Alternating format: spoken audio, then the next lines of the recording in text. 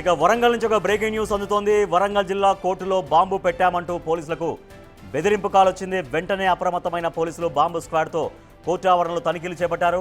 Court ఆవరణలో భద్రపరిచిన 6 డిటోనేటర్లను స్వాధీనం చేసుకున్నారు పోలీసులు. ఆత్మగూరుకు చెందిన కేసులో ఈ డిటోనేటర్లను స్వాధీనం చేసుకున్నట్లు తెలిపారు. అయితే బాంబు బెదిరింపు కాల్కు దొరికిన డిటోనేటర్లకు ఎలాంటి సంబంధం లేదని పోలీసులు కోర్టు సిబ్బంది చెబుతున్నారు. బెదిరింపు కాల్ చేసిన వ్యక్తి ఎవరు అనే దానిపై పోలీసులు విచారిస్తున్నారు.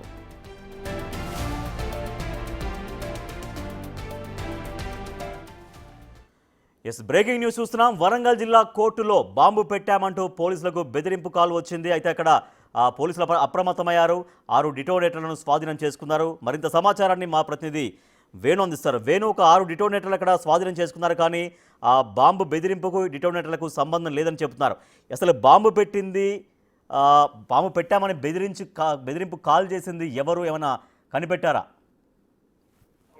అన్నోన్ కాల్ సంబంధించి డీటెయిల్సే ప్రస్తుతం పోలీసులు ఎంక్వైరీ చేస్తున్నారు. ఇక మరోవైపు అక్కడ డిటోనేటర్ దొరకడం కూడా ప్రస్తుతం కలకలం రేగింది. ఎందుకంటే ఆ కేసులకు సంబంధించి ఏదైనా సామాగ్రి సీజ్ చేసినప్పుడు కేసు పూర్తవగానే కూడా దాన్ని డిస్పోజ్ చేస్తారు. అయినా కూడా అక్కడ 6 డిటోనేటర్లు దొరకడంపై కూడా ఎవరైనా దీన్ని పేల్చడానికి ప్రయత్నం చేశారా, లేకుంటే ఇవి ఇన్వెస్టిగేషన్ అధికారులు మర్చిపోయి ఇక్కడ వదిలేశారనే దానిపై కూడా మరోవైపు ఆ కోణంలో కూడా పోలీసుల విచారణ జరుగుతుంది. అయితే వరంగల్ న్యాయస్థానానికి బెదిరింపు కాల్ రావడం అనేది రెండోసారి. అది 40 రోజుల వ్యవధి లోపల రెండోసారి కోర్టులో బాంబు పెట్టామంటూ ఫోన్ చేయడం ఇది రెండోసారి. బాంబు స్క్వాడ్ సుబేదారి పోలీసులంతా కూడా సంయుక్తంగా 2 టీంలో బాంబు స్క్వాడ్ బృందాలు కూడా అక్కడ తనిఖీలు చేసిన తర్వాత కూడా బాంబు లేదని తేల్చడంతో గత 40 రోజుల క్రితము బార్ ఎన్నికలు ముగిసిన తర్వాత ఒక ఫోన్ వచ్చింది. సో అప్పుడు హుటాహుటినే అక్కడటువంటి సిబ్బంది, ఆ జ్యుడిషియల్ సంబంధించిన అధికారులంతా కూడా బయటికి పరిగెత్తారు.